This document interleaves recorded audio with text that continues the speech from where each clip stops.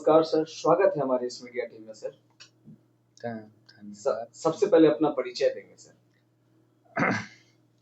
नमस्कार, मेरा नाम डॉक्टर मणिभूषण है। मैं चाइल्ड स्पेशलिस्ट हूँ। पटना में पिछले 12-13 सालों से हमारा अपना खुद का हॉस्पिटल है, जिसमें सारी व्यवस्था, ओपीडी, इम्यूनाइजेशन, इंडोर की सारी व्यवस्थाएं, आईसीयूज, तीसरे लेवल की सारी सुविधा अवेलेबल है।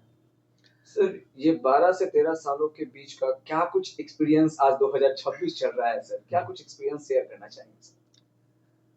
नहीं, ये समय के साथ लोगों के सारे सोसाइटीज़ में आज के डेट में काफ़ी हेल्थ को लेकर, बच्चे के हेल्थ को लेकर काफ़ी अवेयरनेस भी हुआ है, जिसमें गवर्नमेंट का भी काफ़ी रोल रहा है।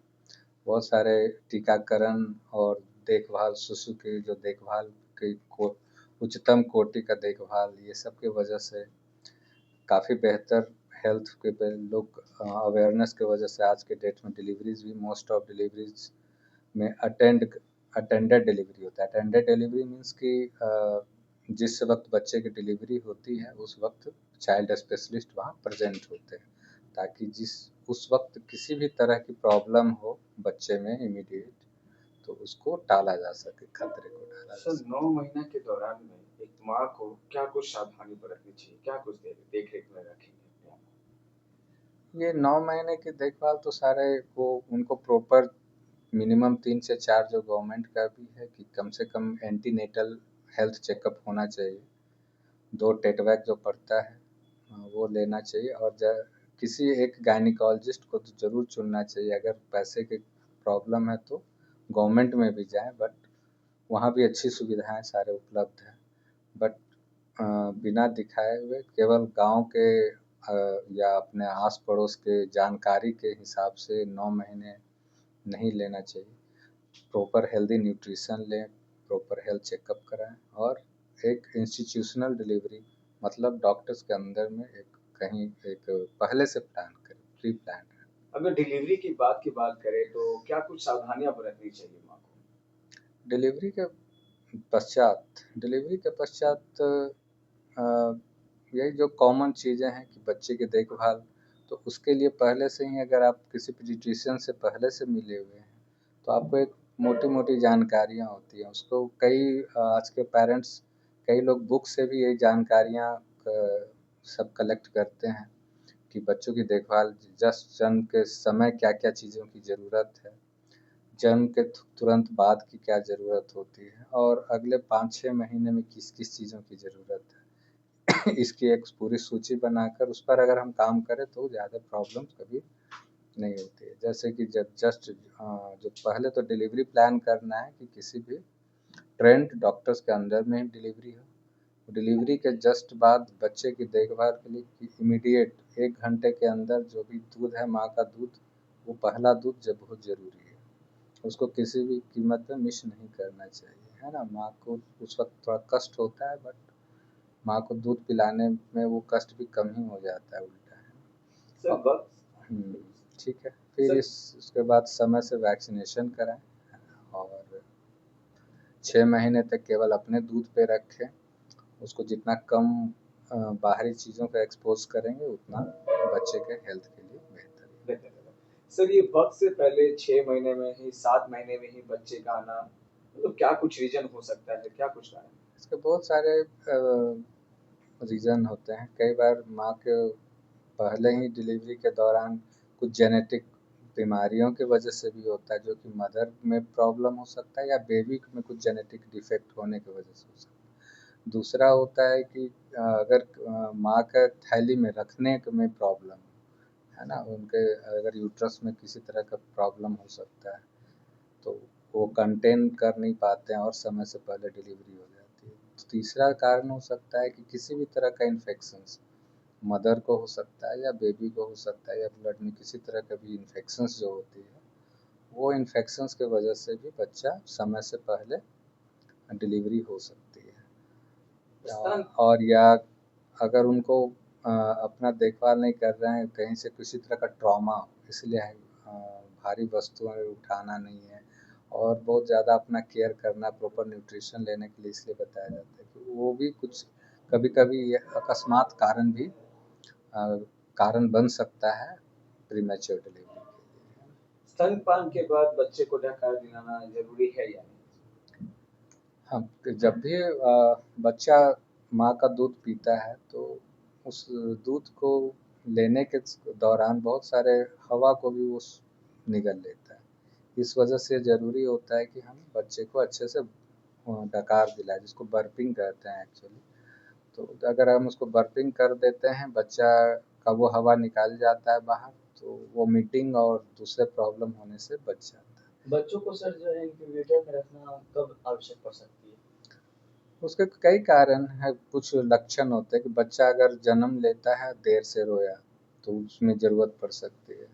बच्चा जन्म ले कम समय का बच्चा है, उसको ज़रूरत पड़ सकती है। बच्चा तीसरे चौथे दिन हो गया है, उसको उसका रंग में बदलाव आ रहा है, पीला हो गया है, तो पीलिया को लेकर उसको फोटोथेरेपी के लिए एडमिट करना पड़ सकता है। या दूसरा कलर में और चेंजेस है, वो ज़्यादा वाइट हो गया हो या नीला पड़ रहा हो, ये मतलब कोई भी कलर में चेंजेज हो, ये सब कुछ सिम्टम्स है। बच्चा बहुत सुस्त पड़ गया, घर गया और बच्चा बहुत सुस्त पड़ा हुआ है, दूध ठीक से नहीं ले रहा है, उस केसेस में सांस तेज चलने लगा, बच्चे का छाती मार रहा, पसली चल रही है, तो उस केसेस में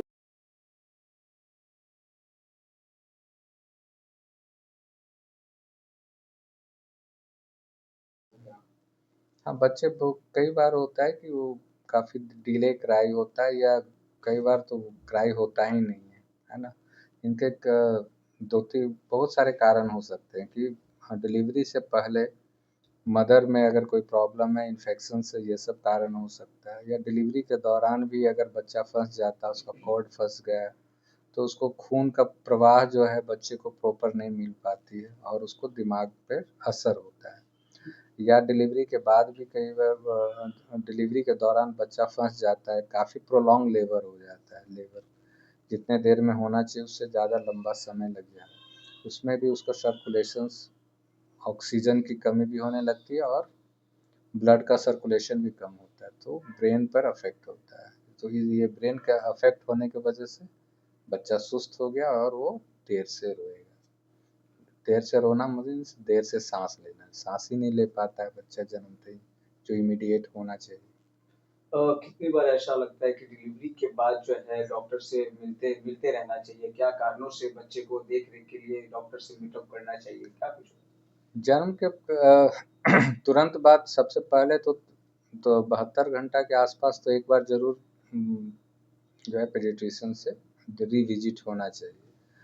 उस क्योंकि उस दौरान क्या होता है, कुछ स्क्रीनिंग्स, कुछ न्यूबॉर्न स्क्रीनिंग्स की ज़रूरत पड़ती है। कुछ बीमारियां जो जन्मजात बीमारियां हैं उसको हम लोग स्क्रीन कर पाते हैं। उसके बाद अगर बच्चे को वैक्सीनेशन को लेकर है, और दूसरा है जॉन्डिस। तीसरे दिन बच्चे को जॉन्डिस होने का खतरा सबसे ज़्यादा होता है, तो इसलिए थर्ड डे या 72 घंटा के आसपास एक बार चेक करा लेना चाहिए, जॉन्डिस के ज़रूर से ज़रूर टेस्ट करा लेनी चाहिए। फिर टीकाकरण के लेकर जैसे जैसे शेड्यूल है ना, या तो गवर्नमेंट का लेना चाहें तो गवर्नमेंट का ले, तो उसमें कुछ वैक्सीन गवर्नमेंट में अवेलेबल है, लेकिन ढेर सारी वैक्सीन जो है गवर्नमेंट में अवेलेबल नहीं है। वो सारा वैक्सीन को फिर लेने के लिए आपको प्राइवेट में भी जाकर उनसे डॉक्टर से मिलना पड़ता है रेगुलर। तीसरा, ऐसी कंडीशन हो जाए जैसे मैंने पहले भी बताया कि बच्चे को अगर फीवर आ रहा है, रंग में बदलाव आ रहा है, कि वो बच्चा थोड़ा वाइट लग रहा है, येलो लग रहा है या नीला लग रहा है, ये सब कोई भी कारण, बच्चा सुस्त हो गया है, सांस तेज चल रहा है, ऐसा किसी भी तरह का सिम्टम लग रहा है, तो बच्चे डॉक्टर से जरूर मिले। बच्चे को कितने घंटे सोना चाहिए? ऐसा किसी के लिए कोई फिक्स ज्यादातर टाइम सोते हैं ड्यूरेशन ऐसा नहीं कुछ? होता। हाँ, अप टू 18 आवर्स तक बच्चा सो सकता है ना? और कुछ बच्चे 3-4 घंटे पे भी सोने वाले कुछ बच्चे होते हैं, बट हम उसको जबरदस्ती, हम उसको तो कोई नींद की दवाई देकर नहीं सुलाएंगे। वो डिपेंड करता है, बेबी टू बेबी वैरी करता है, बट अप टू 18 आवर तक एक हेल्दी बच्चा सो सकता है। तो उसमें भी शक नहीं करना चाहिए, 18 आवर सो रहा है तो बहुत ज़्यादा सो रहा है। बिल्कुल सर। अब कुछ ऐसा है सर कि लगातार जो है कि लंबे समय में अगर जो लोग शादी करते हैं, तो क्या एक उम्र का भी ये प्रभाव पड़ता है कि ज़्यादा लेट से शादी करने के दौरान में कुछ बच्चे को प्रभाव पड़ सकता है, कुछ ऐसा? हाँ, ऐसा देखा गया है कि जब मदर का एज कई बार बहुत मैटर करता है कि अगर 30+ होते हैं तो उनको कुछ जेनेटिक बीमारियां होने के चांसेस बढ़ जाते हैं। हो तो उससे पहले भी सकता है, बट 30 इयर्स के बाद चांसेस ज़्यादा होता है। 35 इयर्स के बाद और ज़्यादा वो चांसेस बढ़ जाते हैं, जैसे डाउन सिंड्रोम्स वगैरह। तो जिसके लिए कई सारा स्क्रीनिंग होता है, अल्ट्रासाउंड के दौरान भी उसका शक होने पे उसके टेस्ट करवाया जा सकता है। नियोनटल पीरियड क्या है सर? नियोनेटल पीरियड कहते हैं अप टू जन्म से लेकर 30 डेज तक जो बच्चे का उम्र होता है उसको हम नियोनेटल पीरियड कहते हैं। सर सर कभी-कभी देखा जाता है कि जो है नॉर्मल डिलीवरी ना करवा कर जो है सर्जरी से डिलीवरी कराया जाए। आखिर ये आवश्यक क्यों पड़ सकता है सर? ये कई कारणों से होता है कि एक्चुअली सब लोग चाहते हैं कि नॉर्मल डिलीवरी ही हो। तो ये एक नॉर्मल प्रोसेस है जिसमें ज़्यादातर डिलीवरीज हो जाते हैं। बट डिलीवरी कराने से पहले अगर असेसमेंट में ऐसा कुछ आ रहा है कि बच्चे का साइज़ और मदर का जहाँ डिलीवरी दोनों को जो है वो मिसमैच हो रहा है ना, वो छोटा है, माँ उसको कंटेन नहीं कर पा रही, तो वैसे कंडीशंस में कर सकते हैं प्लान्ड सिजेरियन। पहले से भी सिजेरियन हुआ है तो एक चांसेस रहता है सिजेरियन में जाने का। दूसरा है कि अगर उसका प्रोलॉन्ग ड्यूरेशन हो जाए तो बच्चा फंस गया अंदर में, उसके वजह से भी होता है। प्रेजेंटेशन गड़बड़ हो जाए, सर के तरफ से बच्चे को बाहर आना चाहिए, पैर के साइड से आ रहा है या कंधे साइड से आ रहा है, और उस दौरान उसको फंसने का ज़्यादा चांसेस होता है, तो सिजेरियन का चांसेस वैसे कंडीशन में बढ़ जाता है। पेट में बच्चा लैट्रिन कर दिया, उस केसेस में भी कई बार हमें थोड़ा जल्दी रहता है कि इसका पेट में लैट्रिन होने का मतलब है कि बच्चे को कहीं ना कहीं स्ट्रेस हो रहा है, डिस्ट्रेस हो रहा है, ठीक से वो ऑक्सीजनेशन में प्रॉब्लम हो रही है, तो उसको हम इमीडिएट हमें बाहर लाना है। तो वो ये सारे कंडीशंस में हम लोग सिजेरियन का प्लान करते हैं। सर ब्रेस्ट फीडिंग क्या है sir, breast feeding? Exclusive breast feed 6 month के लिए कंपलसरी है, सिर्फ माँ का दूध 6 महीने तक सर्वोत्तम माना गया है। कई बार लोग सर बॉटल फीडिंग कराते हैं सर। बॉटल फीडिंग को तो बिल्कुल हम लोग डिस्करेज करते हैं, सारे डॉक्टर्स डिस्करेज करते हैं ऑलमोस्ट, है ना। बॉटल फीडिंग से बेहतर है कटोरी चम्मच, और सबसे बेहतर तो बोल ही रहे 6 मंथ तक सिर्फ माँ का दूध। ऑलमोस्ट 100% मदर को 100% दूध होती है, बट कई कारणों से साइकोलॉजिकल एंड न्यूट्रिशन कारणों से थोड़ा बहुत दूध में ऑल्ट्रेशन होता है ना।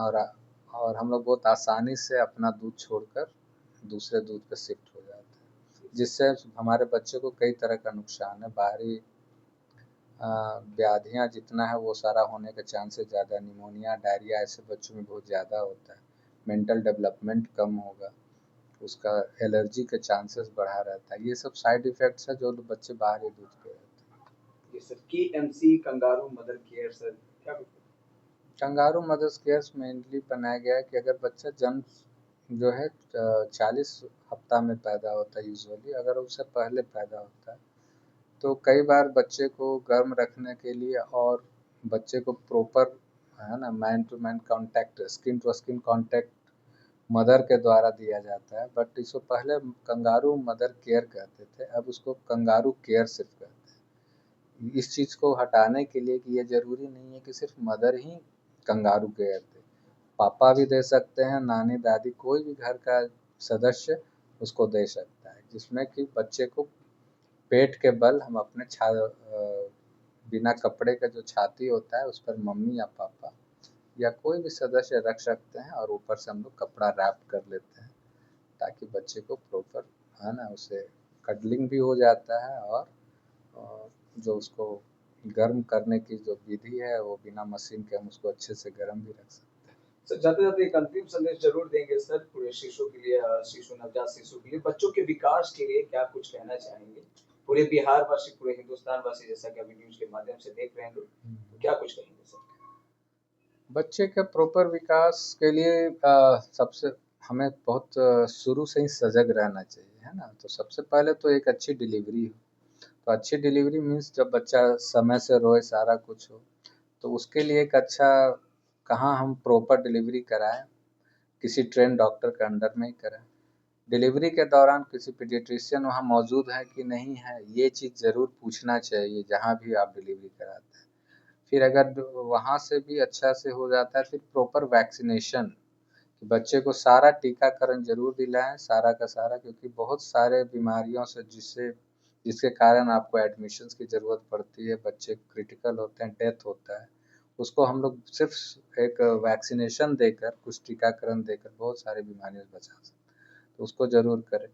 6 महीना तक सिर्फ माँ का दूध दे, तो ऐसे ही हम लोग कुछ डायरिया, निमोनिया और दूसरे कई बीमारियों से बच्चे को 6 महीने तक बचा लेते हैं। तो उससे उनका ब्रेन का डेवलपमेंट, बॉडी डेवलपमेंट सब कुछ बहुत अच्छा होता है। और 6 महीना होते ही उनको हम लोग सप्लीमेंटल फूड पे डालें, बाहरी खाना पे। बाहरी खाना मीन्स सेरेलैक या मैंने बाजार का चीज़ें नहीं, घर का बना हुआ होममेड खाना, उस पर ज़्यादा स्ट्रेस करें। जी सर, यहाँ का एड्रेस और कांटेक्ट नंबर जरूर दें सर, ताकि लोग आए और पहुँचे और सही इलाज मिले सर। या हमारे सेंटर का नाम advance child care and cure है। यहाँ पे और भी पीडियाट्रिशियंस एक आध रहते हैं, और ये K40 हनुमान नगर में स्थित है ना। यहाँ सारी तरह की व्यवस्था है, इवन निडल फ्री वैक्सीनेशन की भी व्यवस्था यहाँ पे अब तो हो गई है। लगातार शिविर लगता रहता है क्या? कैंप वगैरह तो वो ऐसा बीच बीच में होता है कभी कभी। Sir contact number? हाँ, कांटेक्ट नंबर यहाँ हमारे यहाँ आने के लिए आप संपर्क कर सकते हैं 7491922960। थैंक यू सर, बहुत बहुत शुक्रिया सर, धन्यवाद सर।